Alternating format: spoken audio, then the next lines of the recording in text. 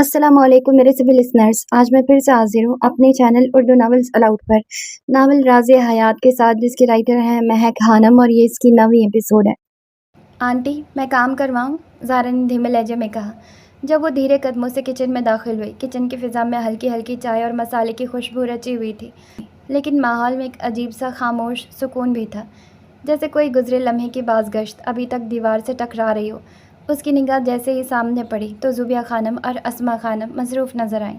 ज़ुबिया खानम जो चूल्हे के करीब कुछ देख रही थी, ज़ारा की आवाज़ पर पलटी और एक लम्हे को उसकी तरफ देखा। उनकी नज़रें नर्म नहीं थी, मगर वो तलखी भी अब वैसी ना रही थी जैसे कुछ दिन पहले हुआ करती थी। बस एक खामोशी सी थी, एक ऐसी निगाह जो शायद कुछ कहना चाहती थी मगर अल्फाज नहीं। ज़ुबिया खानम ने एक नज़र ज़ारा पर डाली, फिर बिना कुछ कहे धीरे कदमों से किचन से बाहर चली गई। उनके कदमों की चाप जैसे ज़ारा के दिल पर हल्की सी लकीर छोड़ गई। उसकी आंखों में लम्हा भर के लिए वो दिन घूम गए जब ज़ुबिया खानम की आंखों में सिर्फ इल्ज़ाम था, सिर्फ गुस्सा। शहजाद खान की मौत का गम अगरचे अब भी ज़्यादा था, मगर कुछ वक्त के गुजरने के बाद उस दुख की शिद्दत ने ज़ुबिया खानम के दिल में जगह बनाते एहसास निदामत को भी जगा दिया था। उन्हें अब उस रवैये पर शर्मिंदगी होने लगी थी जो उन्होंने ज़ारा के साथ दुख के लम्हों में इख्तियार किया था। शायद इसीलिए अब वो ज़ारा से कुछ नहीं कहती थी, न डांटती न झिड़कती, बस खामोशी से गुजर जाती थी। अस्मा खानम जो ज़ारा के बिल्कुल करीब खड़ी थी, उसे देखकर हौले से मुस्कुराई। नहीं बच्चे, सब हो गया है, आ जाओ। उनकी आवाज़ में प्यार की हिद्दत थी, जैसे एक माँ अपनी बेटी से कह रही हो कि अब बस तुम थकी हो, बैठ जाओ। फिर वो रुख मोड़कर आवाज़ें दी, साजदा टेबल लगाओ। ज़ारा ने एक पल को अस्मा खानम की बात पर नज़रें झुकाई और फिर सर हिलाते हुए उनके पीछे किचन से बाहर निकल गई। दिल में एक अजीब सी कैफियत थी, न सुकून न बेचैनी, जैसे जज्बात का समंदर थम सा गया हो, मगर अंदर कहीं लहरें अब भी बाकी हों। बारान मजबूत कदमों से सीढ़ियाँ उतरता हुआ नीचे लाउंज में आया। उसके चेहरे पर वही रोज़ का संजीदा तासुर, आंखों में बेनियाजी और पेशानी पर खफीफ सी खफगी की वो पुरानी लकीरें मौजूद थी। नीचे कदम रखते ही उसने लाउंज में एक नज़र दौड़ाई, जहाँ इस वक्त कोई मौजूद न था। सब अफराद डाइनिंग हॉल की जानिब जा चुके थे। माहौल में एक आर्जी सी खलवत फैली हुई थी। इतने में सायरा ने, जो शायद उसी लम्हे के इंतज़ार कर रही थी, बारान को देखते ही फ़ौरन उसकी सिमत कदम बढ़ाए। उसकी चाल में खुद एतमादी थी और चेहरे पर एक गैर ज़रूरी मुस्कुराहट, जैसे कुछ ख़ास कहने जा रहे हो। बारान, मुझे तुमसे एक काम है।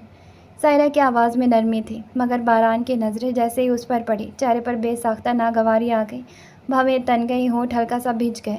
वो इस किस्म की अचानक मुदाखलतों से हमेशा बेजार रहा था, और सायरा की ये करीब आने की कोशिशें उसे कतन पसंद नहीं थी। क्या काम है? वो सख्त लहजा अपनाने ही वाला था जब उसकी नज़र किचन से निकलती हुई ज़ारा पर पड़ी। ज़ारा धीरे धीरे कदम उठाती, नज़र झुकाए डाइनिंग हॉल की तरफ जा रही थी। बारान ने फ़ौरन अपने लहजे को नरम किया, जैसे ज़ारा के वजूद ने उसके अंदर की किसी कठोर परत को हौले से छू दिया हो। सायरा ने बारान की ज़ुबान की ये गैर मुतवक्को नरमी सुनी तो खुशी से फूले न समाई, चेहरे पर चमक आ गई, जैसे दिल ही दिल में खुद को बारान के दिल में जगह बनाती महसूस कर रही हो। मुझे शॉपिंग पर जाना है, तुम ले चलोगे? सायरा ने झिझकते हुए मगर अंदाज में नाज भरा। ज़ारा, जो अब डाइनिंग हॉल के दरवाजे के करीब पहुंच चुकी थी, एकदम रुक गई। नज़रें खुद ब खुद बारान की तरफ उठी। लाशऊरी तौर पर दिल किसी मुआवजे की उम्मीद लगा बैठा था। शायद बारान मना कर दे, शायद वो कोई और बात कह दे, शायद। हाँ, ले जाऊँगा। बारान के इतने कहने की देर थी कि ज़ारा की आंखों में आंसू उमड़ आए। वो लबालब भर गई, आंखें नीचे झुकी, मगर दिल की शिकस्तगी आंखों से छलक गई। उसने एक आखिरी नज़र बारान पर डाली, ऐसी नज़र जिसमें शिकवा नहीं था मगर सवाल बहुत थे, और फिर खामोशी से सर झुकाए डाइनिंग हॉल के दरवाजे को पार कर गई। बारान की पेशानी पर एकदम बल पड़े। ज़ारा को यूँ चुपचाप चले जाना, आंखों में वो नमी, वो खामोश शिकायत, ये सब उसके दिल में ठंडी चुभन की तरह उतर गया। कितने बजे जाएंगे हम? सायरा, जो बारान के तासुरात से अक्सर अनजान थी, खुशी से चहकते हुए बोली। उसे यकीन हो चला था कि बारान ने उसे अपनी तवज्जो का हकदार मान लिया है। बारान ने उसकी तरफ एक कोफ्त भरी नज़र डाली, ऐसी नज़र जिसमें तहकीर भी थी, थकन भी, और बेजारी का कोई ठंडा तमाचा भी। कभी नहीं, वो तल्ख लहजे में बोला, शॉल को झटकते हुए, और सीधा डाइनिंग हॉल की तरफ बढ़ गया। पीछे सायरा जैसे पल भर को साकित हो गई। उसके चेहरे पर हैरत और बेइज्जती के आसार इकट्ठे झलकने लगे। खुले मुंह के साथ वो वहीं खड़ी रही, दिल में एक तेज़ भड़कती आग लिए। वो तो समझी थी कि बारान ज़ारा को नीचा दिखाने के लिए उसे साथ ले जाने की बात कर रहा है, مگر وہ تو خود سائرہ کو بیوقوف بنا کر زہرا کی طرفداری کر گیا تھا۔ اس نے دانت پیسے، آنکھوں میں نفرت کی چمک ابھری اور پیر پٹکتی ہوئی غصے میں لاؤن سے نکل کر سیدھا اپنے کمرے کی طرف چلی گئی۔ جلد از جلد اس منحوس کا کچھ کرنا ہوگا۔ وہ دل ہی دل میں زہرا کے بارے میں زہر بھری سوچیں پالتی اپنے کمرے میں گھس گئی اور پیچھے ایک اور کشمکش کا آغاز ہو چکا تھا۔ حرم آملیٹ کی پلیٹ سامنے رکھے بیٹھ گئی تھی، مگر نظریں اس پلیٹ پر تھی، نہ دل اس وقت حاضر۔ وہ کسی گہری سوچ میں گم تھی، جیسے لاشعور میں کوئی پرانا باب کھل گیا ہو۔ پریشے کو دیکھتے ہی بے ساختہ اس کے ذہن میں چاندنی کا چہرہ ابھر آیا۔ کچھ یادیں ایسی ہوتی ہیں جو انسان کو اندر سے کھوکھلا کر دیتی ہیں، اور حرم انہی یادوں کے دلدل میں ایک بار پھر جا گری تھی۔ وہ لمحہ، وہ منظر سب آنکھوں کے سامنے جیسے پھر سے زندہ ہو گیا۔ مجھے میرے گھر جانا ہے، مجھے جانے دو۔ سرمئی آنکھوں والی وہ لڑکی ایک کونے میں سہمی ہوئی بیٹھی تھی، سر جھکائے، دونوں ہاتھ گود میں دبائے۔ تبھی ایک عورت ہاتھ میں زور پکڑے ایک چھوٹی سی بچی کو گھسیٹتی ہوئی اندر لائی۔ وہ بچی چیخ رہی تھی، رو رہی تھی، چلا رہی تھی، اپنے آپ کو چھڑانے کی بھرپور کوشش کر رہی تھی، مگر وہ عورت اپنی گرفت میں فولاد کی سختی رکھتی تھی۔ اگلے ہی لمحے ایک زوردار تھپڑ ہوا میں لہرایا اور اس معصوم کے نازک گال پر ایسا لگا کہ وہ بچی سیدھی منہ کے بل زمین پر گری۔ کونے میں بیٹھی وہ لڑکی فوراً اٹھ کر کھڑی ہوئی، بھاگ کر اس چھوٹی سی بچی کو اپنے باہوں میں بھر لیا۔ وہ معصوم بمشکل 6 یا 7 سال کی ہوگی۔ اس کا پورا جسم سوکھے پتے کی طرح لرز رہا تھا اور وہ ہچکیوں سے رو رہی تھی، جیسے اس کا دل پھٹنے کو ہو۔ لڑکی نے اسے سینے سے لگایا، اس کے بالوں میں ہاتھ پھیرے، مگر اس کی اپنی آنکھوں سے بھی آنسو بہہ نکلے تھے۔ وہ بھی کمزور تھی، زخمی، مگر اس لمحے اس بچی کا خوف اس سے دیکھا نہیں جا رہا تھا۔ پلیز اسے چھوڑ دو، سرمئی آنکھوں والی لڑکی نے لرزتی آواز میں اس عورت سے درخواست، اپنی باہوں کا حصار مزید سخت کرتے ہوئے۔ دیکھ، تو پیچھے ہٹ جا، تیرے پچھلے زخم ابھی بھرے نہیں ہیں، ایسا نہ ہو کہ اب نئے زخم دے دوں۔ اس عورت کی زبان میں زہر اور چہرے پر درندگی صاف نظر آ رہی تھی۔ اس کے الفاظ سن کر وہ لڑکی کانپ گئی اور غیر ارادی طور پر اپنے جسم پر نظر ڈالی، جہاں جگہ جگہ نشان تھے، کچھ پرانے، کچھ تازہ، کچھ ابھی بھی رستے ہوئے۔ اس کے باوجود اس نے اس ننھی جان کو خود میں چھپا لیا، جیسے اپنی تمام تکلیفوں کے باوجود اسے بچانا ہی مقصد ہو۔ پلیز اسے چھوڑ دو، میں اسے سمجھا دوں گی، وہ شور نہیں کرے گی۔ اس کے جملے رکے رکے، ٹوٹے ٹوٹے، مگر پر اثر تھے۔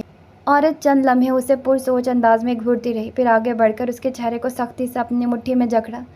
آنکھوں میں وحشت تھی اور آواز میں دھمکی۔ چل ٹھیک ہے، تو رکھ اس کو اپنے پاس، لیکن اگر اب کی بار یہ چیخی تو میں تیری چمڑی ادھیڑ دوں گی۔ لڑکی نے تیزی سے سر ہلایا جیسے جان بچ گئی۔ عورت نے غصے سے اسے جھٹک کر چھوڑا اور کوٹری نما اس کمرے سے نفرت سے باہر نکل گئی۔ مجھے گھر، شش، بولنا مت، بالکل بھی۔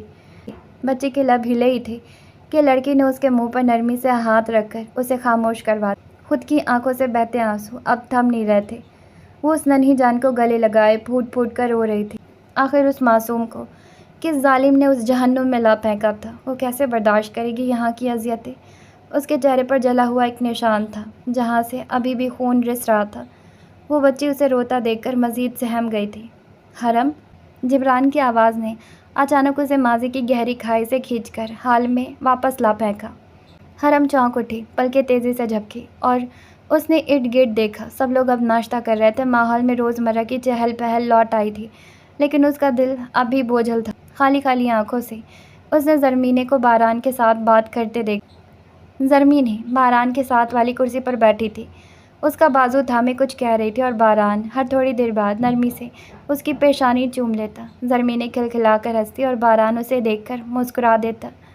حرم نے آنکھیں بند کی، گہری سانس لی، جیسے خود کو واپس اسی حرم میں ڈھالنے کی کوشش کر رہی ہو جو سب کے سامنے تھی۔ مضبوط، خاموش، برداشت کرتی ہوئی اس نے آنکھیں کھول کر جبران کی طرف دیکھا اور ایک ہلکا سا اشارہ کیا۔ جبران فوراً سمجھ گیا اور سیدھا بیٹھا۔ انکل، مجھے آپ سے ایک ضروری بات کرنی ہے۔ جبران نے ہلکی سی کھانسی کے ساتھ گلا کھکارا اور اپنے الفاظ کے ذریعہ روبان خان کی توجہ اپنی جانب مبذول کروائی۔ روبان خان، جو اپنے مخصوص انداز میں سربراہی کرسی پر براجمان تھے، قہوے کا ہلکا گھونٹ لیتے ہوئے رک گئے۔ کپ کو نرمی سے میز پر رکھتے ہوئے انہوں نے مکمل دھیان جبران کی جانب مبذول کیا۔ ہاں بولو بچے۔ ان کی آواز میں نرمی تھی، مگر اس کے نیچے ایک فطری وقار چھپا تھا جو ان کی شخصیت کا خاصہ تھا۔ جبران کے لفظوں نے جیسے فضا میں ہلچل پیدا کر دی۔ سب نگاہیں اس پر مرکوز ہو چکی تھی۔ شامیر کا چمچ ہوا میں ہی مولک رہ گیا۔ نوالا ابھی تک اس کے منہ تک نہیں پہنچا تھا۔ وہ ساکت بیٹھا، آنکھیں حرم اور جبران کے چہرے پڑھنے کی کوشش میں تھا، جبکہ دوسری طرف حرم، وہ جیسے اس پوری صورتحال سے بے خبر تھی یا شاید خود کو لا تعلق ظاہر کر رہی تھی۔ سر جھکائے پوری توجہ ناشتے پر مرکوز تھی، جیسے ناشتہ ہی اس لمحے کی سب سے اہم ضرورت۔ اس کے چہرے پر بے نیازی کی ایک مہارت سے تراشی گئی تہ تھی۔ انکل، دراصل ہم یہاں سے شفٹ ہونا چاہتے ہیں۔ جبران نے ایک نگاہ حرم پر ڈالی، جس سے اس کے چہرے سے تائید یا انکار تلاش کرنا چاہ رہا ہو، پھر نظریں روبان خان پر جما دی۔ روبان خان نے ایک لمحے کو آنکھیں سکیڑ کر اسے دیکھا۔ کیوں؟ سوال سادہ تھا، لیکن اس کے اندر کئی پرتیں تھیں، جیسے وہ صرف مکان کی تبدیلی نہیں، نیت، جذبہ اور ارادے کو جانچنا چاہتے ہوں۔ جبران نے ہلکی سی سانس بھری، پھر قدرے سنجیدگی سے بولا، انکل ساری زندگی تو یہاں نہیں رہ سکتے نا، اور اب تو شامیر اور حرم کی منگنی بھی ہونے والی ہے، تو اچھا نہیں لگتا کہ ہم مزید یہاں اس حویلی میں قیام کریں۔ اسی لیے ہم نے فیصلہ کیا ہے کہ یہاں سے شفٹ ہو جائیں۔ یہ جملہ صرف فیصلہ نہیں، ایک پیغام تھا، شاید حرم کا، شاید جبران کا، یا شاید دونوں کا مشترکہ دفاعی طریقہ۔ روبان خان نے ایک بار پھر گہری سانس لی، ہونٹوں پر ہلکی سی سوچتی مسکراہٹ آئی۔ بات تو ٹھیک ہے تمہاری، پھر ایک دم جیسے کچھ طے کر لیا ہو۔ تو ایک کام کرتے ہیں، منگنی کے بجائے سیدھا نکاح کر دیتے۔ ان کے الفاظ نے کمرے کی فضا کو منجمد کر دیا۔ حرم کا سر جھکا ہوا تھا، جھٹکے سے اوپر اٹھا، آنکھوں میں حیرت، شاید خوف اور یقینی طور پر ایک سخت انکار چمکا۔ وہ سیدھی ہو کر بیٹھی اور نظریں بے اختیار جبران پر جا ٹکی۔ جبران خود بھی یکدم سنجیدہ ہو چکا تھا۔ اس کے چہرے پر الجھن کی ایک لہر دوڑ گئی تھی۔ وہ کچھ کہنا چاہتا تھا، مگر زبان ساتھ نہ دے رہی تھی۔ روبان خان کی نگاہیں بدستور اس پر جمی تھی، جیسے اس کے جواب کے منتظر ہوں۔ اور اسی لمحے حرم نے جبران کو ایک خاموش اشارہ دیا، صاف، واضح اور دو ٹوک۔ آنکھوں کی حرکت، پلکوں کی جنبش اور انکار میں ہلکی سی گردن کی جنبش۔ جبران نے حرم کی آنکھوں کو دیکھا اور سب کچھ سمجھ گیا۔ یہ اشارے ان دونوں کے درمیان کسی پرانی زبان کی طرح برسوں کے بھروسے پر منبی تھا۔ کسی ایک شخص کی نظر جو بے حد تیز تھی، اس خاموشی کو، اس آنکھوں کی گفتگو کو بڑے غور سے دیکھ رہی تھی۔ شاید کسی شک نے جنم لے لیا۔ انکل، اچانک سے کیسے؟ جبران کی آواز میں جھجک تھی، حیرت تھی اور تھوڑا سا خوف بھی۔ وہ سمجھ نہیں پایا کہ اب اس صورتحال سے کیسے نکلے، جبکہ حرم مسلسل اسے اشاروں سے انکار کرتی جا رہی تھی۔ آنکھوں میں اضطراب تھا، جیسے وہ کسی بڑے طوفان سے بچنے کی کوشش کر رہی ہو، اور جبران اس طوفان کا ایک کنارہ بننے کو تیار نہ تھا۔ بھائی، اس میں پریشانی کی کیا بات ہے؟ حیدر خان نے کہا سا لگا کر روبان خان کی بات کی تائید کی۔ منگنی کے بجائے سیدھا نکاح کر دیتے، پھر کوئی مسئلہ ہی نہیں رہے گا۔ ان کے لہجے میں گویا خوشی تھی، جیسے ایک بوجھ ہٹنے جا رہا ہو، یا جیسے انہوں نے کسی بڑے مسئلے کا نہایت سادہ حل نکال لیا ہو۔ مگر وہ یہ نہ جانتے تھے کہ ان کے اس سادہ سے اعلان نے ایک روح کے اندر آگ لگا دی تھی۔ حرم نے ایک لمحے کو آنکھیں میچ لی، ایک سرد سی سانس لی، جیسے اپنے اندر کچھ دباتی ہو۔ اس کے دل کے کسی کونے میں بیٹھی وہ شفاق عورت، وہ حرم جو برسوں کے زخموں سے نکلی تھی، وہ جو مظلوم نہیں، انتقام کی وارث تھی، اسے چیخ چیخ کر کہہ رہی تھی، ابھی کہ ابھی داور خان کا کام تمام کر دو۔ مگر وہ حرم نہیں بولی، وہ نہیں ہلی، وہ صرف اپنی بہن کی وجہ سے رکی ہوئی تھی۔ اسے اپنی بہن ہر حال میں، ہر قیمت پر، ہر حربے سے واپس چاہیے تھی، اور اس مقصد کے لیے وہ خود کو وقتی طور پر تھامی بیٹھی تھی۔ جبران نے حرم کی آنکھوں کی سرخی دیکھی تو فوراً بات سنبھالی۔ انکل، میں آپ کو شام تک جواب دوں گا۔ اس کے لہجے میں جلدی بھی تھی اور بے چینی بھی۔ وہ جانتا تھا کہ اگر وہ ابھی کچھ نہ کہتا تو حرم کے اندر کا طوفان شاید سب کچھ بہا لے جاتا۔ روبان خان نے اس بات میں سر ہلایا۔ ٹھیک ہے، پھر شام تک ہمیں بتا دینا تاکہ ہم تیاریاں شروع کر دیں۔ یہ کہتے ہی وہ کرسی سے اٹھ کھڑے ہوئے اور ڈائننگ ہال سے باہر نکل گئے۔ ان کے ساتھ ہی حیدر خان بھی اٹھے اور ان کے پیچھے پیچھے چل دیے۔ داور خان، بہرام خان اور انارا ابھی تک لمبے سفر کی تھکن سے مدہوش سو رہے تھے۔ کسی نے انہیں جگانے کی زحمت نہیں کی، شاید دانستہ، شاید نادانستہ، مگر ان کی غیر موجودگی اس لمحے کو مزید بوجھل بنا گئی تھی۔ ایک ایک کر کے باقی مرد بھی اٹھے اور ڈائننگ ہال سے باہر نکلتے چلے گئے۔ ہال اب خالی ہونے لگا تھا، مگر فضا میں غیر مرئی دباؤ باقی تھا۔ جبران نے جاتے جاتے ایک بار پھر حرم کو دیکھا۔ حرم کا چہرہ اب بھی سرخ آنکھوں کے ساتھ سنجیدہ تھا، مگر اس میں وہ خاموش سی تنبیہ، وہ ضبط کی آخری لکیر نمایاں ہو چکی تھی۔ جبران اسے دیکھ کر خاموشی سے اٹھا اور باہر نکل۔ حرم بھی چند لمحے بعد اپنی کرسی سے اٹھی اور خاموشی سے جبران کے پیچھے کمرے کی طرف بڑھ گئی۔ اس کی چال میں گہرائی تھی اور ہر قدم میں کسی فیصلے کا وزن چھپا تھا۔ باران لاؤنج میں کھڑا زرمینے کا انتظار کر رہا تھا، جو اپنے کمرے سے بیگ لینے گئی تھی۔ اس کے کانوں میں اچانک اسما خانم کی آواز پڑی۔ اس نے سرسری سی نگاہ اٹھا کر دیکھا تو ڈائننگ ہال سے نکلتی ہوئی زارا اور اسما خانم اس کے سامنے تھی۔ بچے، تمہیں تو بخار ہو رہا ہے، تم کمرے میں جا کر آرام کرو۔ اسما خانم نے زارا کے ماتھے پر شفقت سے ہاتھ رکھا۔ نہیں آنٹی، میں ٹھیک ہوں، زارا نے مدھیم آواز میں جواب دیا، مگر اس کی آواز میں تھکن اور بے بسی جھلک رہی تھی۔ باران کی نظریں زارا پر جم گئی۔ اس کے دل میں کچھ خیال اٹھا، مگر وہ خود کو قابو میں رکھتے ہوئے بولا، مورے، بچی نہیں ہے، ہو جائے گی ٹھیک۔ تم جاؤ گے تو قیامت نہیں آ جائے گی۔ دانت پیستے ہوئے وہ اس کی بے احتیاطی پر ندامت کا اظہار کر رہی تھی۔ مورے، میں نے زرمینے کو کالج لے جانا ہے۔ آپ جانتی ہیں کہ آج کا پورا دن میں اس کے ساتھ گزاروں گا، اور ویسے بھی زارون کا ہسپتال زرمینے کے کالج سے بالکل مخالف سمت میں ہے، باران نے بہانے بازی کرتے ہوئے کہا۔ زارا نے سر جھکائے ان باتوں کو سنا اور دل میں ایک بار پھر احساس کمتری نے جگہ بنا لی۔ کیا وہ واقعی اتنی کمتر تھی کہ اس کے لیے باران کو ڈاکٹر کے پاس جانا بھی مشکل لگتا تھا؟ وہ اپنی ہچکیوں کو دبا کر دل بھر کے سوچتی رہی۔ ٹھیک ہے، تم جاؤ، زارا بچے کو ارمان لے جائے گا۔ ارمان، جو بائک کی چابی انگلی پر گھما رہا تھا اور نکلنے کو تیار تھا، اسما خانم کی بات سن کر رک گیا۔ ارمان، تم زارا کو ہسپتال لے جاؤ، اسے بہت تیز بخار ہے۔ جی جی، میں بالکل لے جاؤں گا ہماری پیاری سی بھابھی کو۔ ارمان نے باران کے سرخ ہوتے چہرے کی طرف شرارت بھری نظروں سے دیکھا۔ زارا، تم جاؤ ارمان کے ساتھ، اسما خانم بول ہی رہی تھی کہ باران نے تیزی سے بات کاٹ دی۔ مورے، رہنے دیں، میں لے جاؤں گا زرمینے کو کالج ڈراپ کرنے کے بعد۔ اس اچانک بات پر زارا چونک کر باران کو دیکھنے لگی، اور اسما خانم اور ارمان مسکراہٹ ضبط کے باران کی جلیسی کا مزہ لے رہے تھے۔ باران کا چہرہ لال انگارے کی طرح ہو چکا تھا۔ اتنے میں زرمینے سیڑھیاں اترتی ہوئی نظر آئی، اس کی بڑی چادر اوڑھے ہوئے صرف سنہری آنکھیں چمک رہی تھی۔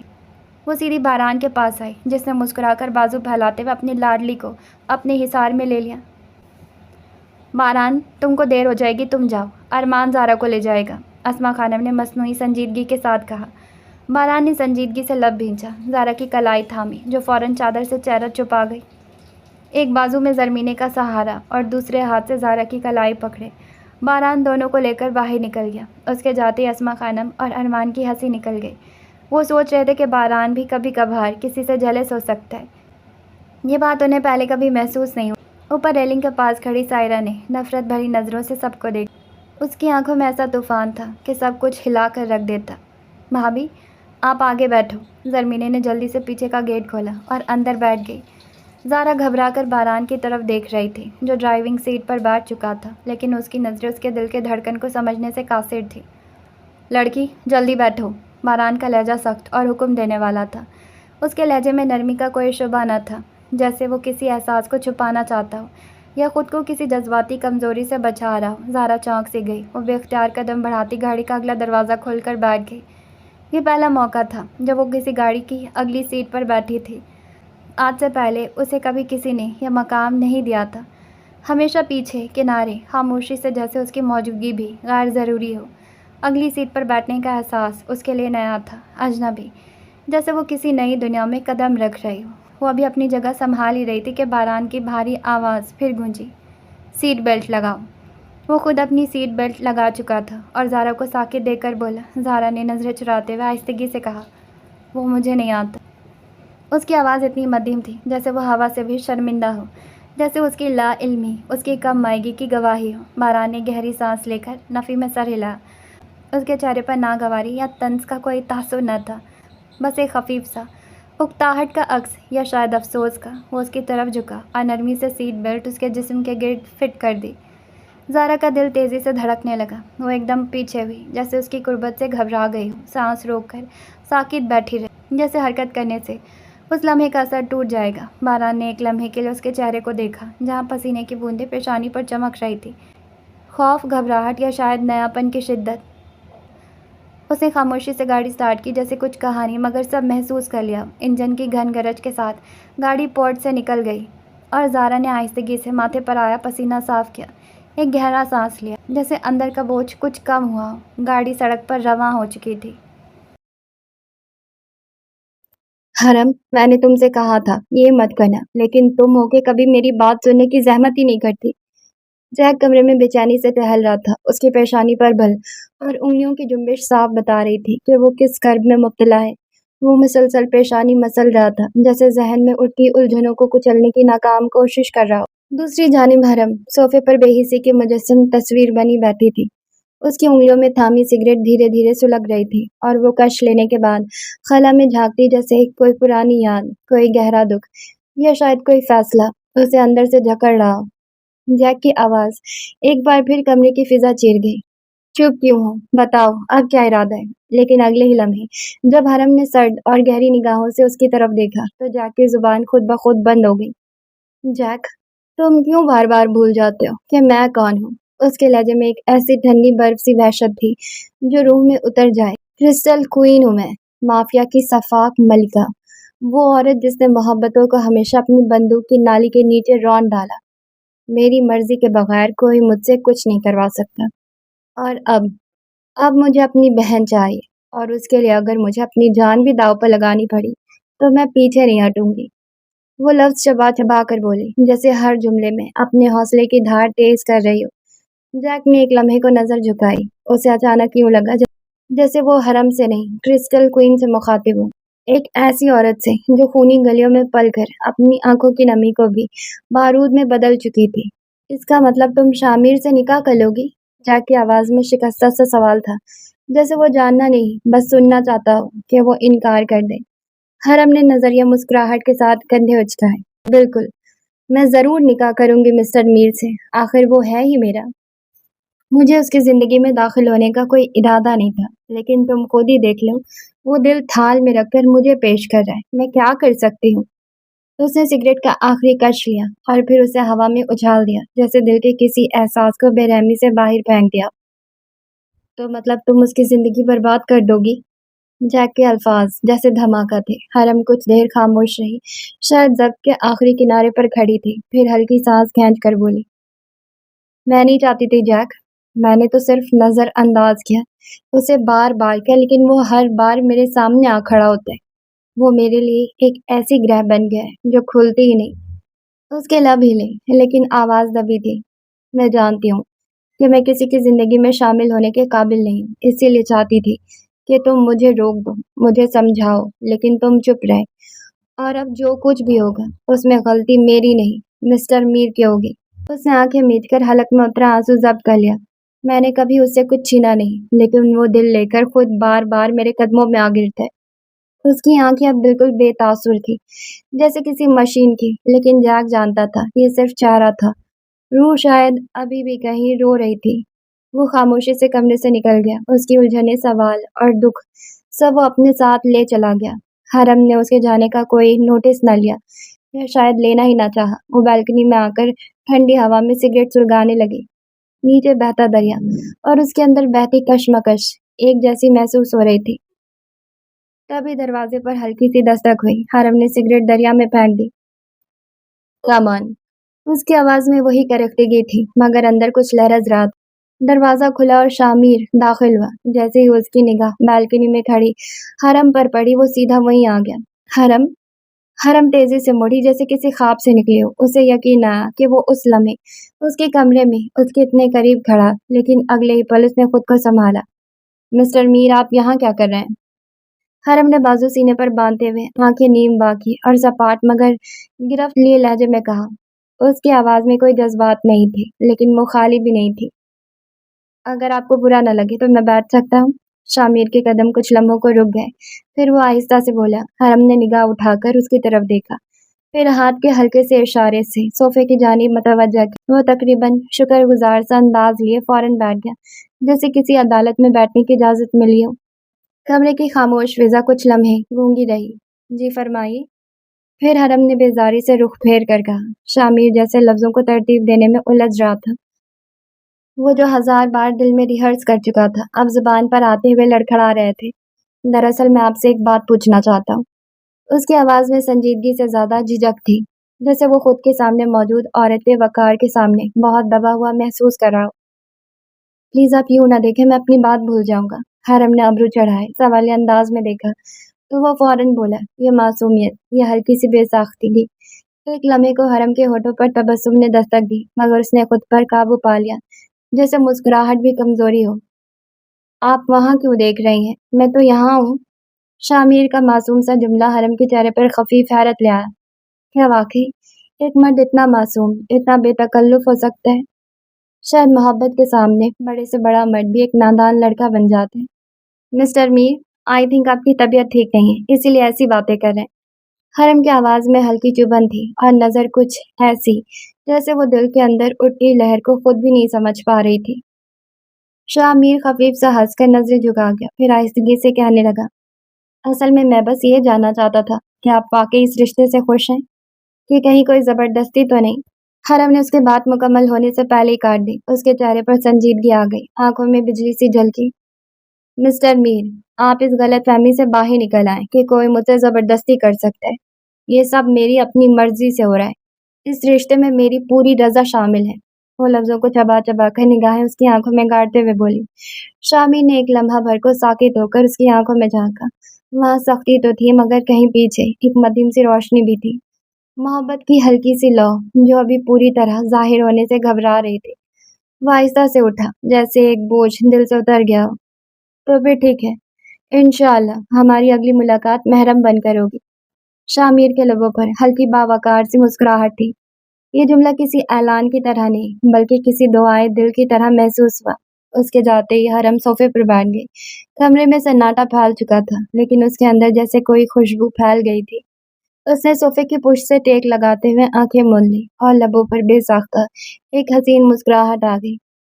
ऐसी मुस्कुराहट जो बरसों बाद किसी पुरानी खिजा में बाहर की पहली किरण की तरह उतरी हो। उसकी ठोरी पर उभरता वो मध्यम सा गढ़ा, बरसों से छुपी हुई मासूमियत और नुस्वानियत की वो झलक आज खुलकर सामने आ गई थी। वो भूल गई थी कि वो क्रिस्टल क्वीन है। वो सिर्फ हरम बनकर मुस्कुरा रही थी। बालाज और अशर की गाड़ी अब सवात की हुदूद में दाखिल हो चुकी थी। फिजा में खनकी थी। सड़क किनारे सब्ज दरख्तों की छांव धूप से छन छन कर गाड़ी के शीशों पर पड़ रही थी। उनका रुख अब लाल हवेली की जानिब था, वही लाल हवेली जिसकी तारीख लोगों के दिलों में अभी भी सांस लेती थी, मगर अब वो तारीख बस मिट्टी में दफन होने वाली थी। शेर खान को दी गई मोहलत खत्म हो चुकी थी। हुक्म था, हवेली खाली करो मुकम्मल तौर पर। और ऐसा हो भी चुका था। लाल हवेली की वीरान राहदारियों से अब सिर्फ खामोशी की बाज़गश सुनाई देती थी। बालाज के जहन में अब सिर्फ एक खाका था, एक खूबसूरत फार्म हाउस का, जहाँ सुबह घोड़ों की हनहनाहट से जागती और शामें पहाड़ी हवाओं के संग सुस्ताने आती। अशर गाड़ी ड्राइव कर रहा था और बालाज नीम दराज सीट के पुश से टेक लगाए आंखें बंद किए सफर की खनकी को महसूस कर रहा था। अचानक एक तेज ब्रेक ने सकूत को तोड़ डाला। बालाज की आंखें खुली, माथे पर हल्की सी तेवरी आई। क्या हुआ अशर, ब्रेक क्यों मारी? उसने सीधा होकर बाहर झांका। सामने एक गाड़ी सड़क को ब्लॉक कर रही थी। अशर ने इशारा करते बताया। वो सामने वाली गाड़ी अचानक मोड़ काट के बीच में आ गई। बालाज की निगाह सामने जा ठहरी और जैसे लम्हा थम सा गया, उसके लबों पर एक मध्यम से मुस्कुराहट आ गई। एक सियाह एसयूवी सड़क क्रॉस कर रही थी। इत्तेफाक ऐसा कि गाड़ी बारान की थी, जो ज़ारा और ज़रमीने को लेकर आ रहा था। बारान ने जैसे ही मोड़ काटा, सामने आती गाड़ी को देखकर फौरन ब्रेक लगाई। ज़रमीने का वजूद हल्के से झटके से आगे को आया, मगर अगले ही लम्हे संभल गई। ज़ारा भी सहम कर पीछे को झुकी, मगर सीट बेल्ट ने हिफाजत की। मेरी जान, तुम ठीक हो ना? बारान ने एक नज़र पीछे मुड़कर ज़रमीने को देखा। उसकी आंखों में बेचैनी और फिक्र थी। ज़रमीने ने जल्दी से अपनी चादर संभाली। जी लाला जान, मैं ठीक हूँ। बारान ने फौरन ज़ारा की जानिब भी देखा। उसका चेहरा खामोश, नजरें झुकाई हुई, मगर चोट का कोई निशान न था। उसे इत्मीनान हुआ, लेकिन चेहरे पर सख्ती बाकी थी। तभी सामने वाली गाड़ी का दरवाज़ा खुला और बालाज गाड़ी से बाहर आ गया। उसकी मुस्कुराहट में भला की खुद एतमादी और पुरानी पहचान का सा रंग था। बारान की आंखों में अचानक एक सख्ती की लहर दौड़ गई। चेहरा सुर्ख पड़ गया। वो जानता था यह आमना सामना महज इत्तेफाक नहीं, तकदीर की चाल है। बालाज ने बिना किसी झिझक के सीधा बारान की गाड़ी की तरफ कदम बढ़ाए। गाड़ी के शीशे पर उंगली की हल्की सी टक से दस्तक दी। उसी लम्हे बारान के पीछे आने वाली गार्ड्स की गाड़ियां भी फौरन अलर्ट हो गई और दो गार्ड्स तेजी से बालात की तरफ लपके। बारान ने गहरा सांस लेते हुए खिड़की का शीशा नीचे किया और गार्ड्स को हाथ के इशारे से रोक दिया کیونکہ زارا اور زرمینیں موجود تھی، ورنہ یہ وہ لمحہ تھا جب وہ شخص، یہی بالاج، باران کی بندوق کا پہلا نشانہ بنتا۔ کیسے ہیں باران صاحب؟ بالاج نے اپنی مخصوص چڑھانے والی مسکراہٹ کے ساتھ کہا۔ اس کی نظریں باران کے تپتے ہوئے چہرے پر جمی ہوئی تھی، جیسے ہر بار کی طرح آج بھی وہ اسے سلگتے دیکھ کر لطف اندوز ہو رہا ہو۔ باران کی کن پٹی کی رگیں تن گئی تھی، اس کی آنکھوں میں بالاج کی موجودگی زہر کی طرح اتر رہی تھی۔ دفع ہو جاؤ یہاں سے، اس سے پہلے کہ میرے ہاتھ تمہارے چہرے کا نقشہ ہمیشہ کے لیے بدل ڈالے۔ باران کی آواز دہاڑ سے کم نہ تھی۔ بالاج نے بے پرواہی سے کان کی لو کو انگلی سے سہلاتے ہوئے بیزاری سے کہا، کیا ہے یار؟ آہستہ بولو، کوئی بیمار جاگ نہ جائے۔ اس کے لہجے میں وہی پرانی شوخی تھی، جیسے وہ باران کا بچپن کا ہم جماعت ہو، جان بوجھ کر اس کا فیوز اڑانے آیا ہو۔ زارا اور زرمینے کی نظر خوف زدہ تھی۔ وہ دونوں اندازہ لگا چکی تھی کہ یہ صرف الفاظ کا تبادلہ نہیں، انا کی چنگاریوں سے بھرا کوئی پرانا حساب تھا۔ ہیلو زارا ڈیئر، کیسی ہو؟ بالاج کی یہ بے باک آواز جیسے بارود پر گرا دیا گیا دیا سلائی کا شعلہ ہو۔ باران کا چہرہ جیسے جلتا ہوا انگارہ بن گیا۔ اگلے ہی لمحے اس کا مکہ بجلی کی تیزی سے بالاج کی سمت تھا، لیکن بالاج نے مہارت سے ایک قدم پیچھے ہٹ کر وہ وار خالی جانے دیا۔ وہ کوئی عام آدمی تو تھا نہیں، اس کے جسم میں تجربے کی چالاکی دوڑ رہی تھی۔ اوہ ہو، کیا ہو گیا یار؟ بالاج نے شرارتی انداز میں بچوں کی طرح منہ بنایا۔ باران کے خون میں کھولتا غصہ اور بڑھ گیا۔ اچھا، جا رہا ہوں بھائی، ایسے کیا جل گئے ہو؟ جلس مت ہو، بالاج نے ہاتھ بلند کرتے شرارتی ہتھیار ڈالنے کے انداز میں پیچھے ہٹتے ہوئے کہا۔ باران گاڑی کا دروازہ کھول کر نیچے اترنے ہی والا تھا کہ بالاج پھرتی سے واپس اپنی گاڑی میں جا بیٹھا۔ وہ ہنوز مسکرا رہا تھا، ایک ایسی مسکراہٹ جو سیدھی باران کی صبر پر چھری کی طرح چل رہی تھی۔ باران نے اس کے جاتے چہرے کو آنکھوں میں جلا کر اتارا، پھر زارا کی جانب رخ موڑا۔ وہ بدستور ساکت بیٹھی تھی، لیکن اس کی آنکھیں اس طرف دیکھ رہی تھی جہاں بالاج کی گاڑی جا چکی تھی۔ کیا دیکھ رہے ہو؟ نیچے کرو نظریں۔ باران نے غصے میں اس کا چہرہ تھاما اور اپنی جانب موڑ دیا۔ زارا گھبرا کر نظریں جھکا گئی، دل کی دھڑکن جیسے رفتار پکڑ چکی تھی۔ اس ساری کشمکش کے درمیان بالاج کی گاڑی پیچھے ہونے لگی۔ اشر نے ایک نظر باران کو دیکھا، پھر گاڑی کو مہارت سے موڑا۔ کیوں چھیڑ رہے تھے اسے؟ اشر نے گرد اڑاتے قافلے کو دیکھ کر سنجیدگی سے پوچھا۔ بالاج نے نیم مسکراہٹ کر سیٹ کے پشت سے ٹیک لگائی اور کہا، پتہ نہیں یار، بس اسے چھیڑنے میں بڑا مزہ آتا ہے، عجیب سا سکون ملتا ہے۔ اشر نے نفی میں سر ہلاتے ایک نظر بالاج کو دیکھا۔ وہ چست بلیک ٹی شرٹ اور جیکٹ میں ملبوس بے فکری سے بال ماتھے پر گرائے بیٹھا تھا۔ اس کے ہر انداز میں ایک نخوت، ایک جیت کا غرور چھپا تھا۔ حسن، طاقت اور خود اعتمادی، سب کچھ اس کے چہرے پر واضح تھا۔ تھوڑی دیر بعد ان کی گاڑی لال حویلی کے سامنے آ رکی۔ بالاج آہستگی سے گاڑی سے اترا اور ایک نظر پوری حویلی پر دوڑائی۔ یہ پرانی عظمت رسیدہ حویلی اب اس کے قدموں تلے آنے والی تھی۔ وہ چاہتا تو اس مٹی سے شان و شوکت پھر سے اٹھا سکتا، لیکن اب وہ کچھ اور بنانے آیا تھا، ایک خوبصورت گھر، ایک نئی سلطنت جو صرف اس کی تھی۔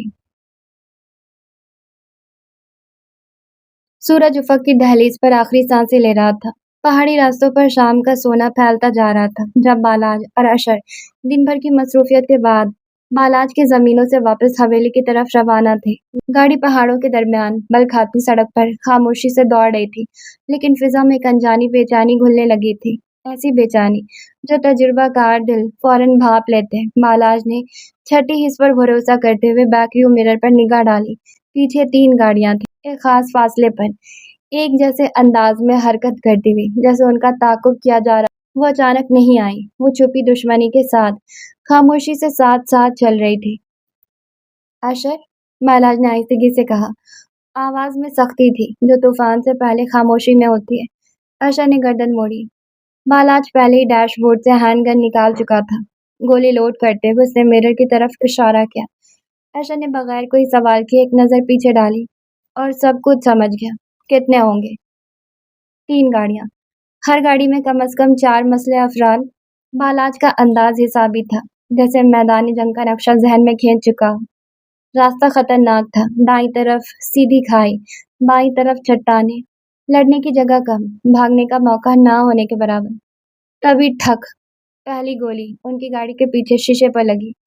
اگر گاڑی بلٹ پروف نہ ہوتی تو شاید وہ لمحہ آخری ہوتا۔ اشر نے گاڑی کی رفتار بڑھا دی، لیکن دشمنوں کی گاڑیاں اور قریب آ رہی تھی۔ टायरों पर निशाना ले रहे हैं। बालाज बड़बड़ाया और जैसे ही दूसरी गोली पीछे के टायर पर लगी, गाड़ी झटके से लड़खड़ाई। पहिए ने एक तेज चीख मारी और गाड़ी सड़क पर डोलने लगी। बालाज ने खुद को खिड़की से बाहर निकालते हुए पीछे वाली गाड़ी पर फायर किया। पहला ही निशाना सीधा ड्राइवर के माथे पर बैठा। गाड़ी तेजी से एक तरफ लुढ़की और चट्टान से टकराकर रुक गई, लेकिन बाकी दुश्मन अब खुल चुके थे। अंधाधुंध फायरिंग शुरू हो चुकी थी। बालाज एक माहिर शूटर था। उसकी हर गोली किसी न किसी का इख्तिताम साबित हो रही थी। अशर बमुश्किल गाड़ी को काबू में रखे हुए था, लेकिन आखिरी बार इंतहाई खतरनाक निकला। एक गाड़ी ने पूरी रफ्तार से उनकी गाड़ी को टक्कर मारी। गाड़ी तवाज़ुन खो बैठी, बल खाती, लुढ़कती, पलटती हुई रास्ते के किनारे से नीचे लुढ़कने लगी। आखिरी लम्हे पर बालाज और अशर कूद गए। जमीन सख्त थी, बेरहम थी। बालाज का दायां बाजू गड़खाकर बुरी तरह जख्मी हो गया, जबकि अशर का सर एक नोकीले पत्थर से टकरा गया। लम्हे भर में उसकी पेशानी से बहता खून उसके चेहरे को सुर्ख कर चुका था। वो बेहोश हो चुका था। बालाज ने खून में लुथड़े अशर को देखा और वक्त जैसे थम गया। अगले लम्हे उसकी आंखों में वो जुनून उतरा जो सिर्फ वही लोग दिखाते जो अपना सब कुछ दांव पर लगा चुके हों। उसने गन संभाली, हराने वाले दुश्मन को गोली मारी, एक एक को दिल, सर, गर्दन। उसके निशाने मौत से कम न थे। चंद मिनट बाद लाशें बिखर चुकी थी। बालाज, जो खुद दर्द से दोहरा हो रहा था, अब सब लाशों को घसीटकर खाई में फेंकता गया। वो सिर्फ दुश्मन को नहीं मारता था, वो उनका वजूद, उनका निशान मिटा देता था। जब आखिरी लाश भी गायब हुई, वो लड़खड़ाता अशर के पास आया। अशर का जिस्म अब भी गर्म था, लेकिन वो मुकम्मल बेहोश था। बालाज ने दूर एक इमारत देखी, शायद 3 किलोमीटर दूर। हो सकता है वो अस्पताल हो, और अगर ना हुआ तो वक्त पहले ही खत्म हो चुका है। उसने अशर को जख्मी कंधे पर डाला। दर्द की एक लहर उसके अंदर उठी, लेकिन वो खामोश रहा। उसकी सांसें भारी थी, खून मुसलसल बह रहा था, मगर वो रुका नहीं। कदम कदम पर जमीन थमती, मगर वो चलता रहा, अशर के लिए, भाई के लिए। सर, वार्ड बॉय दौड़ता हुआ स्ट्रेचर लिए पास आया। अशर के बाजू से खून बेतहाशा बह रहा था और सफेद चमकदार अस्पताल के फर्श पर खून धब्बे बन रहे थे। उसके चेहरे और गर्दन पर हल्की हल्की खराशें भी थी, मगर सबसे बड़ा मसला खून का तेज बहाव था। बालाज ने फौरन अशर को स्ट्रेचर पर लिटाया और वार्ड बॉय के साथ इमरजेंसी की तरफ बढ़ा। सर, आपको फौरी बैंडेज की जरूरत है, खून रोकना होगा। एक डॉक्टर फौरन उसके करीब आया। बालाज ने गुस्से से उस डॉक्टर को घूरा और फौरन उसका कॉलर पकड़ लिया। जाकर इसका इलाज करो, इसे कुछ नहीं होना चाहिए। बालाज की आवाज में एक शिद्दत थी जो सुनकर वहां मौजूद लोग कांप उठे। मिस्टर, छोड़े इन्हें, ये क्या बदतमीजी है? एक नुस्वानी मगर बावकार आवाज फिजा में गूंजी। बालाज ने चौंक कर गर्दन मोड़ी, आंखें सुकेड़ कर उस चादर में लिपटी नाजुक सी लड़की को देखा, जिसकी शहद रंग आंखों में गुस्से की सख्ती और पेशावर वकार एक साथ झलक रहा था। वो आम सी लड़की नहीं लगती थी, लेकिन अंदाज में एक प्रोफेशनल एतमाद था जो कम कम ही देखने को मिलता था। महाराज की निगाह उसके चेहरे पर कुछ पल के लिए ठहरी, जो नकाब में छुपा था, जैसे वो लम्हे भर को हैरत में आ गया हो। मगर अगले ही लम्हे वो अपने असल रंग में लौटा और झटके से डॉक्टर का गिरेबान छोड़ दिया। डॉक्टर ने जैसे मौका पाया फौरन वहां से खिसक लिया। क्या मसला है आपको? लड़की ने संजीदगी से मगर दबे दबे गुस्से में पूछा। उसके लहजे में वो ठहराव था जो खुद पर काबू रखने वाले लोगों में होता है। बालाज ने भवें चढ़ाई, अंदाज खासा बेनियाजी भरा था। ये सवाल तुमसे नहीं बनता। वो अब भी उसी गुस्से में मगर महज़िब अंदाज में बोली। यही बात मैं भी आपसे कह सकती हूँ, लेकिन यह अस्पताल है और यहाँ आवाज नीची रखकर बात की जाती है। आपको समझ आना चाहिए। उसे बात मुकम्मल की और कदरे तंजे अंदाज में मुड़ने लगी, लेकिन कुछ कदम चलकर जैसे कुछ याद आ गया हो, वो अचानक पलटी और उसकी आंखों में झांक कर बोली, और हाँ, अगली बार किसी से यूं बदतमीजी करने से पहले याद रखिएगा, यहाँ सबके अपने उसूल और हुदूद होती है और उनका एहतराम करना सीखना चाहिए। और इसकी बैंडेज करवा लीजिए, बहुत खून बह रहा है। लड़की ने सपाट मगर प्रोफेशनल लहजे में कहा और पलटकर अपने कैबिन की तरफ कदम बढ़ा दिए। बालाज ने उसके लहजे की संजीदगी और बर्ताव में छुपी सख्ती को महसूस किया, मगर कुछ कहे बगैर उसे जाते देखा। अभी वो चंद कदम ही चली थी कि एक नर्स हड़बड़ाती हुई उसके पास आ गई। डॉक्टर गुल, प्लीज एक बार पेशेंट को देख लें, हालत काफी खराब है। परी गुल ने पेशानी पर बल डाले, नर्स की तरफ देखा, फिर बेचैनी से नजरें इमरजेंसी की सिमत दौड़ाई। मेल डॉक्टर्स कहाँ हैं? उसकी आवाज में नागवारी थी। बालाज, जो थोड़े फासले पर खड़ा सब सुन रहा था, अब हैरत से उस चादर में मलबूस लड़की को मजीद गौर से देखने लगा। उसे अब यकीन होने लगा था कि वो सिर्फ डॉक्टर ही नहीं बल्कि अपनी जगह उसूलों पर सख्ती से कायम भी है। नर्स ने मध्यम आवाज में इतला दी, डॉक्टर हसन और डॉक्टर जारून ओटी में मसरूफ, एक अहम सर्जरी चल रही है, कुछ देर लगेगी। शिजा या निशा से कहिए, आप जानती हैं मैं मेल पेशेंट्स को डील नहीं करती। परिगुल ने अस्तराब से लब भींचे और जैसे खुद को याद दिलाया उसने फैसला कुन अंदाज में कहा, जैसे मामला खत्म हो चुका, बालाज का सब्र अब लबरेज होने लगा। वो जो अभी तक खामोशी से हालात देख रहा था अब तब कर उसके करीब आ गया। अगर मेरे भाई को कुछ हुआ तो मैं इस हॉस्पिटल को आग लगा दूंगा डॉक्टर। जबरे भींचे आंखों में दहकते गुस्से के साथ वो गरजा। उसकी दहाड़ पर इर्द गिर्द खड़े लोग चौंक उठे। परिगुल जो अपनी नर्म मिजाजी के लिए जानी जाती थी वो शिद्दत और जारियत पर ठटक गई। एक लम्हे के लिए उसका वजूद कांप सा गया मगर फौरन ही खुद को संभाला। वो पीछे हटने वाली नहीं थी। ये क्या बेहूदगी है, वो उसके गैर जरूरी करीब आने पर गुस्से से बोली और पल भर को लगा वो उसके चेहरे को पहचानती है मगर याददाश्त साथ नहीं दे रही थी। डॉक्टर, अपनी हद में रहो। बालात की आवाज सर्द थी, धमकी सी। वरना, परिगुल की आवाज अभी मुस्तहकम थी, आंखों में वाज़ेह चैलेंज था। वरना मुझसे बुरा कोई नहीं होगा। उसने शहादत की उंगली उसकी तरफ बुलंद करते हुए कहा, जैसे फैसला सुना दिया हो।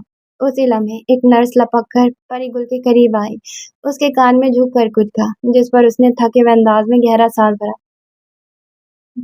डॉक्टर, पेशेंट की हालत वाकई तशवीशनाक है, प्लीज। परिगुल पलटकर एक आखिरी बार बालाज की सिम देखा। उसकी आंखों में बेबसी नहीं, फर्ज का तकाजा था। आज उसे अपना उसूल एक तरफ रखना पड़ रहा था क्योंकि किसी की जिंदगी अब उसके फैसले पर मुनहसर थी। बगैर कुछ कहे वो इमरजेंसी की तरफ तेज कदमों से बढ़ गई मगर जैसे ही वो दरवाजे की दहलीज पार करने लगी किसी ने पुकारा, डॉक्टर गुल, आप कहाँ जा रही हैं? जारून, जो अभी ऑपरेशन थिएटर से निकला था, परिगुल को इमरजेंसी की तरफ जाते हुए देखकर उसके पीछे लपका। शुक्र है जारून, तुम आ गए। उसके लहजे में सुकून सा उतर आया। एक पेशेंट की हालत बहुत खराब है और कोई मेल डॉक्टर मौजूद नहीं, मैं मजबूरन जा रही थी, प्लीज तुम जरा देख लो।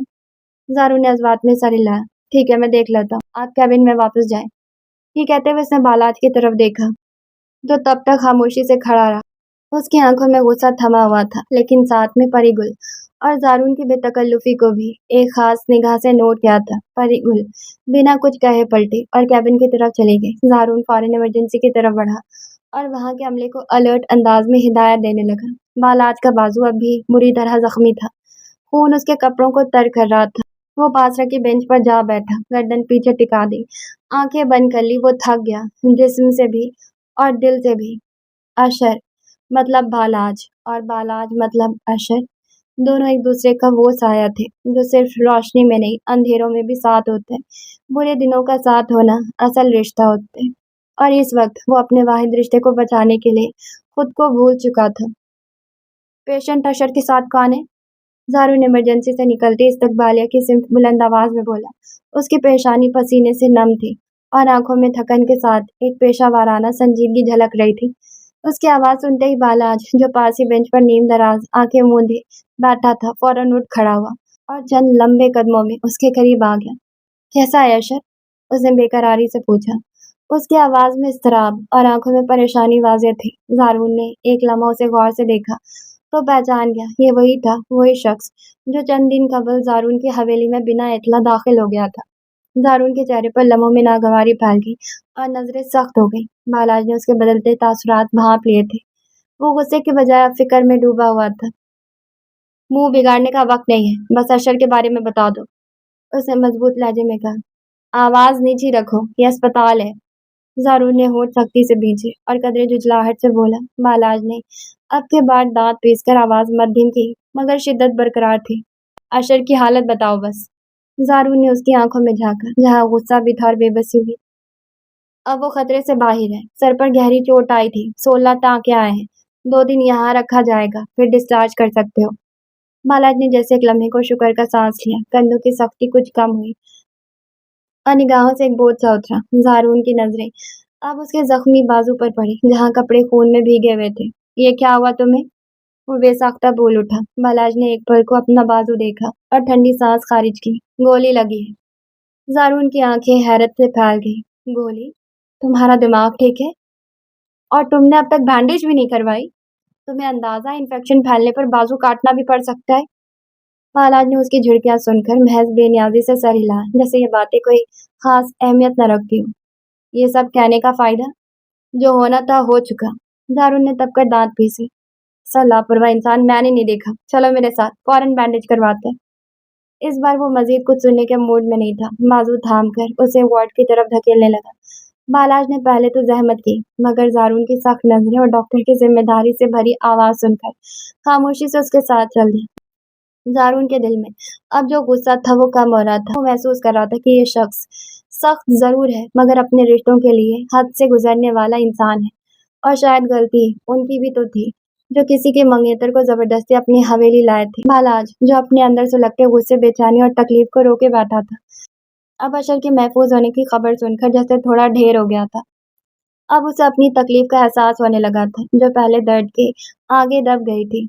उसके कदम बोझल थे और बाजू की टीस अब पूरी शिद्दत से महसूस हो रही थी। ये देखो, झारू ने खामोशी से बालाज के स्वेटर की आस्तीन को कैंची से चाक करते हुए बाजू पर गहरी नजर डाली।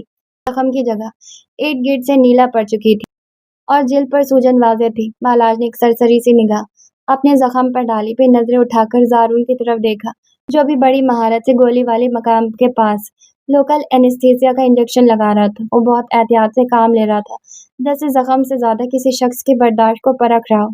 जब उसने थोड़ा सा दबाव डालकर तसल्ली कर ली कि जिल्द सुंद हो चुकी है, तो मखसूस मेडिकल इंस्ट्रूमेंट से जख्म में धंसे फायर के टुकड़े को निकाल लिया। बालाज ने अपनी आंखें हैरत से कुछ फैलाई, न कोई चीख, न तकलीफ की लहर, कुछ भी तो महसूस नहीं हुआ था। ये पहला मौका था कि किसी ने उसके जख्म का इलाज दर्द के बगैर किया था, वरना वो और अशर जंगलों में या छतों पर चाकू हथियार से खुद ही गोली निकाला करते थे, होठों को खून करने तक दबाकर। जारून अब गोली को डिस्पोज कर रहा था और एंटीसेप्टिक लगाकर जख्म साफ कर रहा था। तुमने पूछा तक नहीं गोली कैसे लगी? बालाज की आवाज में न जज्बात थे, न हैरत, बस एक हल्की सी तजस्सुस। जारून के चेहरे पर हल्की सी मुस्कुराहट उभरी। ये सवात है, यहाँ तो शाम का सूरज भी कभी फायरिंग की आवाज के बगैर गुरूब नहीं होता। फिर थोड़ा तवक्कुफ के बाद कदरे तंजिया लहजे में बोला, और वैसे भी जितना तुम्हें लड़ने का शौक है, ये तो होना ही था। इशारा बारान से होने वाली उसकी लड़ाई की जानिब था, जब वो दोनों एक दूसरे को भूलने के बजाय बिगाड़ बैठे थे। बालाज ने बेख्तियार भवें उचकाई, जैसे जारून की उस छुपी हुई तंजिया जहानत को दाद दे रहा हो।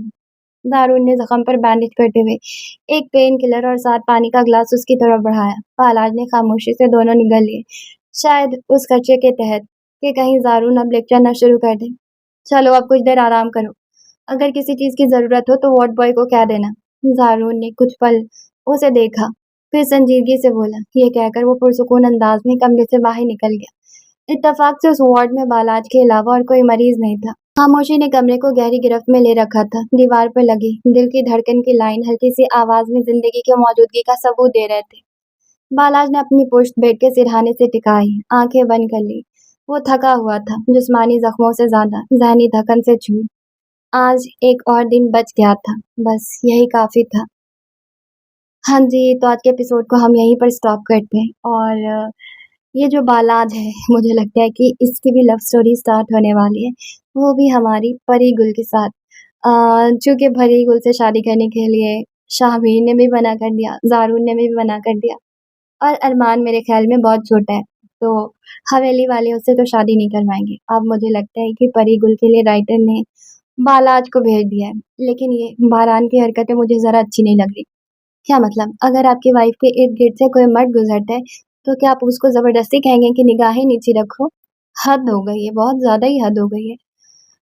क्या किया जाए इस बारान का? राइटर इसे 2 छित्तरे लगाएं और सुधार दें, क्योंकि इसकी हरकतें अब मुझे अच्छी नहीं लग रही। मुझे लगा था आए हाय, कोई तो जबरदस्त हीरो मिलेगा हमें, क्योंकि मैंने बारान से रिलेटेड एक लाइन पढ़ी थी जो कि काफी रोमांटिक थी। वो कौन सी लाइन थी वो मैं नहीं आपको बताऊंगी, ताकि आपको स्पॉइलर ना मिले। लेकिन उस लाइन को पढ़ने के बाद मुझे कहीं न कहीं मैंने अपने दिमाग में बारान की बहुत अच्छी इमेज बनाई थी, और बारान अपनी हरकतों से वो इमेज खराब कर रहे हैं। लेकिन कोई बात नहीं, शामिर मुझे लगता है कि मेरे होप्स हाई कर रहा है। वो मुझे अच्छा लग रहा है और काफ़ी ज़्यादा अच्छा लग रहा है। खैर, हम मिलेंगे कल नेक्स्ट एपिसोड के साथ। जाने से पहले आप चैनल को सब्सक्राइब करें, लाइक करें, शेयर करें, कमेंट्स करें, मुझे दुआओं में बेइंतहा याद रखें। Okay, tata bye.